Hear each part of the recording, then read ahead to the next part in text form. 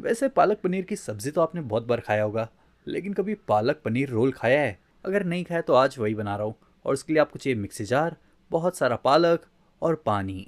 एक गड्डी पालक के साथ आधा कप पानी डालकर अब इसे मिक्सी में घुमा लो।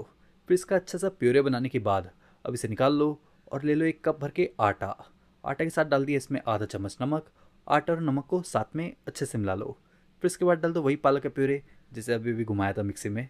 फिर इसके बाद अब इससे ही आटा को गूँथ लेना है। मैंने अलग से पानी का यूज़ बिल्कुल नहीं किया है। फिर पालक के प्यूरे से आटा को गूँथने के बाद इसे रख दो साइड में और काट लो सब्जियाँ। तो देखो, सबसे पहले मैंने ले लिया है प्याज।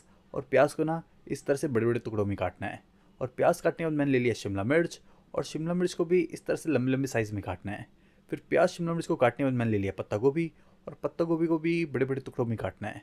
फिर इसके बाद क्या करना है कि लेना एक पैन जिसमें डालना है 2 चम्मच तेल, आधा चम्मच बारीक कटा हुआ लहसुन, आधा चम्मच बारीक कटा हुआ हरी मिर्च। और इन दोनों को पकाने के बाद अब इसमें डाल दो वही प्याज जिसे अभी भी काटा था।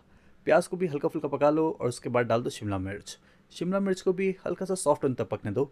और जब शिमला मिर्च भी पक जाए तब डाल दो इसमें नमक।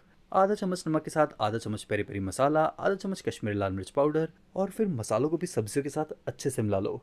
उसके बाद डाल दो इसमें छोटे छोटे क्यूब में कटे हुए पनीर। पनीर को तब डालना जब सब्जियां अच्छी तरह से पक जाए। फिर पनीर को भी मसालों के साथ अच्छे से मिला लो। और जब पनीर को भी मिला लोगे तब इसे निकाल लो और ले लो मिक्सी जार। अब मिक्सी जार में डाल दो धनिया, पुदीना, 3 से 4 हरी मिर्च, 3-4 लहसुन की कली, एक छोटा टुकड़ा अदरक का भी डाल दो, टेस्ट के हिसाब से नमक और थोड़ा सा पानी। पानी आधा कप। फिर उसके बाद डाल दो मूंगफली भी। और अब इसे मिक्सी में घुमा लो। मिक्सी में घुमाकर इसका अच्छा सा चटनी बना लो। और उसके बाद ले लो एक टमाटर। टमाटर को ना गैस पर अच्छी तरह से चारों साइड से सेक लो। और टमाटर को भी तब तक सेक लो जब तक एकदम सॉफ्ट ना हो जाए। उसके बाद डाल दो इसे मिक्सी जार में।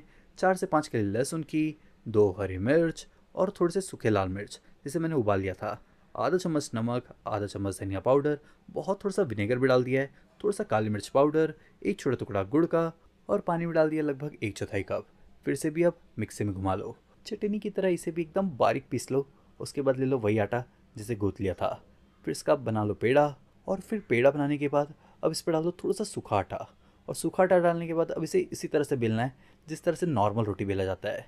और फिर इसे रोटी की तरह एकदम गोल बेलने के बाद अब इसे डालना है तवे पर। हाँ, मैंने तवे को पहले से गर्म करके रखा था। और तवे पर डालने के बाद अब इसे अलट पलट कर दोनों साइड से अच्छी तरह से सेक लो। और जब ये इस तरह से पक जाए तब इसे भी निकाल लो।